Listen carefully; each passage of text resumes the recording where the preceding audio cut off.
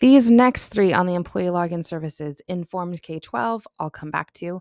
The DMS, which is our Fresno County Superintendent of Schools, the Fresno County Office of Ed, that is our payroll or where our checks can be found. And then Frontline is where absences are recorded. I'm not going to go over that, but I will just quickly show you on Informed K-12. When you click on it, it is a variety of digital employee forms, such as an acceptable use and policy. This is the renewal for current employees. As a new employee, you had one sent to you from HR to your personal email address.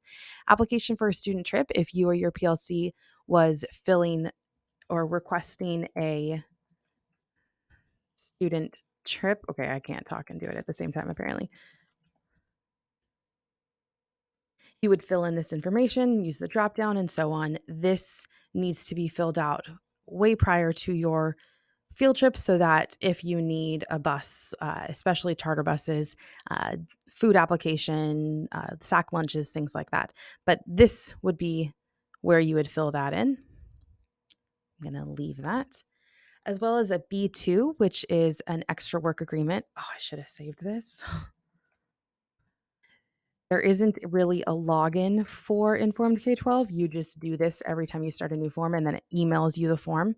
This is where you would fill out an employee timesheet, aka a B2. Say, for example, you have an extra work agreement where you are getting a stipend for something, or you're getting a particular number of hours for something. This is where you would fill that in. So you would do the particular month, the school year, last four of your social, your name, certificated or classified, and the different type of work. For the most part, it is not overtime, it is extra time. And then the day and the month, and you describe what it was. Usual, or what you'll get is this EWA number. It's an extra work agreement number, and that's created and provided prior to you starting to do this, but you need that number in order to submit this form. You would then submit it to whoever is approving your hours. It could be your own principal or supervisor, or it could be, if it was, for example, extra work on a task force under curriculum instruction or ed services, it might be a different name. So that is the employee timesheet.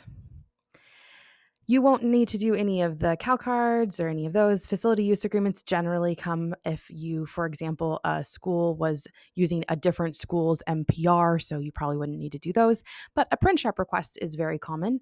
Same thing. And here you would go fill in all of this. So same thing, drop down, you would do the teacher. You don't put in the account code, you just put the description of what you need, including all of these different options for one-sided, two-sided, collated, not, stapled, etc. Type in any special instructions, and then you attach the actual PDF, the file that you're going to need copies of. It then goes to whoever is approving it for your site, who would then put in the account code.